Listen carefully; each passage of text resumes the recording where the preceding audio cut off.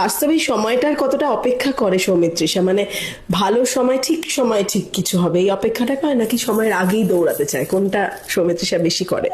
না, তুমি যদি সময়ের অপেক্ষায় বসে থাকো যে আমার যখন সময় আসবে আমি তখন হার্ডওয়ার্ক করব, এখন থেকে আমি হার্ডওয়ার্ক করব না, তাহলে জীবনে কিছুই হবে না।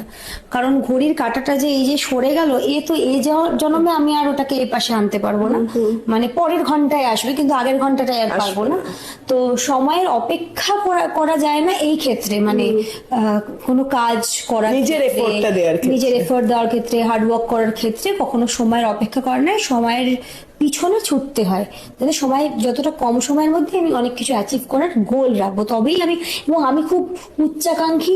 আমি সবসময় এরকম বলি যে আই এম দ্য বেস্ট, আমি এই চাই, আমি ওই চাই, আমি তো বেস্ট, এগুলো বলি কারণ আমি এটা মনে করি না যে আমাদের অহংকার, আমি বেস্ট। আমি এটা নিজেকে বলি যাতে আমি যখন পারফর্ম করব আমি নিজেকে বিশ্বাস করাতে পারি যে আমি বেস্ট, আমি এটাতে বেস্ট, বা আমি মানুষটা বেস্ট, যাতে করে আমি 75% অন্তত দিতে পারি।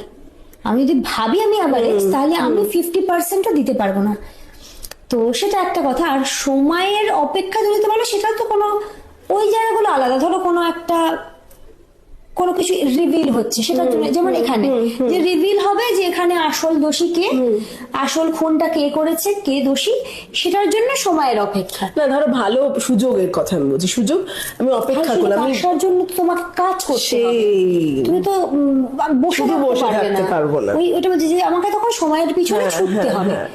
সময়ের জন্য অপেক্ষা কিন্তু এই ক্ষেত্রে এমনি মানে জাস্ট গালে হাত দিয়ে সময়ের অপেক্ষা করলে হবে না, সেটা করেও না বোধহয় আমার সৌমিত্রিষা। না, আমি একদম কখনোই না, প্রথম থেকেই করি না। আমি সবসময় আমি খুব হার্ড ওয়ার্কিং না, আমি প্রথম থেকে হার্ড ওয়ার্কিং। আমি প্রথম থেকে এখন অব্দি আমি খুব স্ট্রাগল করছি অর্পিতাদি, যে যেন আমি আরো ভালো ভালো চরিত্র করতে পারি, আরো ভালো ভালো চরিত্রে যেন আমি, মানে আমি খুব কম বয়সে অল্প সময়ের মধ্যে আমি অনেকগুলো ক্যারেক্টার এক্সপ্লোর করলাম, অনেক কঠিন কঠিন ক্যারেক্টার আমি করেছি।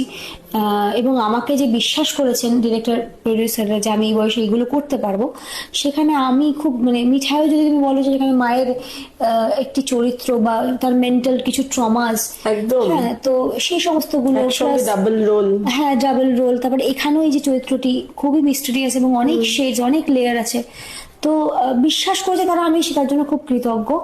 আর তার সাথে আমি সবসময় এইটার পিছনেই স্ট্রাগল করছি যে আমি আরো ভালো ভালো চরিত্র করতে পারি। একদমই, মানে এই যে সাকসেস, এটা এখনো কিছুই না, এটা স্ট্রাগল পিরিয়ড, তাই না সাকসেস এটা মানে তুমি যদি সাকসেস কোনটা, মানে সেই তার কোনো সংজ্ঞা, মানে এটা যেটুকু পেয়েছি সেটা অবশ্যই সেটা মোটিভেশন অনেক দেয়।